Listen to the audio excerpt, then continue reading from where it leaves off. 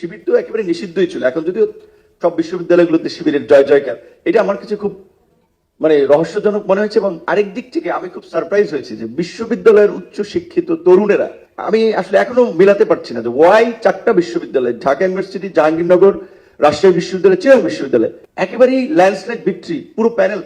ওই স্বতন্ত্র বলেন, এটা কিন্তু সবাই জানেন যে তারাও ওয়ান কাইন্ড অফ শিবিরের নেক্সাসে। তো তাহলে সবাই শিবিরকে কেন ভোট দিল?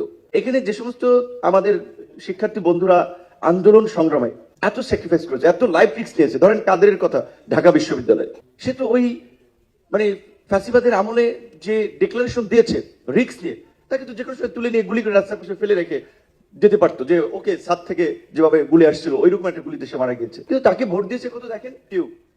কিংবা উমামার কথা, অন্যদের কথা আমি বাদ দিলাম, তার যদি খুব আন্দোলনের ফ্যামিলিয়ার ফেস, সেখানে আমার কিছু ফাইন্ডিংস হচ্ছে যে যেটা দেখলাম, শিবিরের হ্যাঁ ওয়েলফেয়ার বেস পলিটিক্স প্লাস হচ্ছে স্টুডেন্টদেরকে সুবিধা দেওয়া।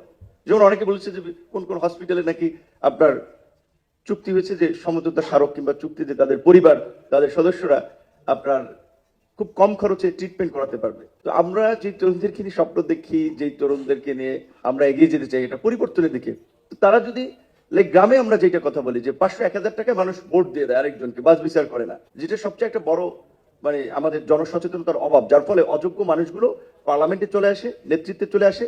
তাহলে বিশ্ববিদ্যালয়ে আমরা উচ্চশিক্ষিত তরুণরাও তো তাই করছি।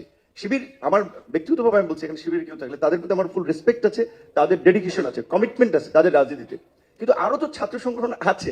এই অভ্যুত্থানে যেভাবে ছাত্রদলের বিপি ক্যান্ডিডেট ছিল তার আবিদ, তার যে রোল ছিল, কিংবা আমাদের ছাত্র অধিকার পরিষদের বিনিয়ামিন মোল্লা বা অন্যরা, বিনিয়ামিন মোল্লা অনেক স্ট্রাগল করেছে আমার সাথে, সে 18 সালের আন্দোলন থেকে শুরু থেকে, এবং বলা চলে এই ডাকসু এনেছে বিনিয়ামিন মোল্লা ইন অন একটা সেন্সে। কারণ হচ্ছে ডাকসুর জন্য আপনার অনশন করা, এটিকে নিয়ে চাপ তৈরি করা, সে একটা কাজ করেছিল। তো তাহলে তাদেরকে কেন শিক্ষার্থীরা বেছে নেন? এই দুইটা কারণ আমার কাছে মনে হচ্ছে। একটা তো হচ্ছে যে শিবিরের এই ধরনের ওয়েলফেয়ার বেস একটা পলিটিক্যাল অ্যাক্টিভিটিস তো আছেই, প্লাস হচ্ছে তারা যেভাবে প্ল্যান হইতে কাজ করেছে, অন্যান্য ছাত্র সংগঠন সেটা পারে নাই, সুযোগ পায় নাই, কিংবা তাদের ফাইন্যান্সিয়াল লিমিট আছে। বামপন্থী কোনো ছাত্র সংগঠন তো বলতে পারবে না ওই চিকিৎসায় ওইখানে আপনার 20% ডিসকাউন্ট আমাদের পরিচয় দিলে আপনি পাবেন, কিংবা ধরেন ছাত্র অধিকারের ছেলেরা ওরা তো বলতে পারবে না, আর ছাত্রদল তো ওই চিন্তা করতে পারে নাই হয়তো। যাই হোক, কিন্তু আমি চেয়েছিলাম যে একটা আসলে মানে বিভিন্ন ছাত্র সংগঠন থেকে একটা মিক্সড প্যানেল সব জায়গায় জিতবে, একটা ভাইব্রেন্ট পরিবেশ হবে, কিন্তু সেটা দেখিনি। তো এইটা আমাকে খুব হতাশ করেছে।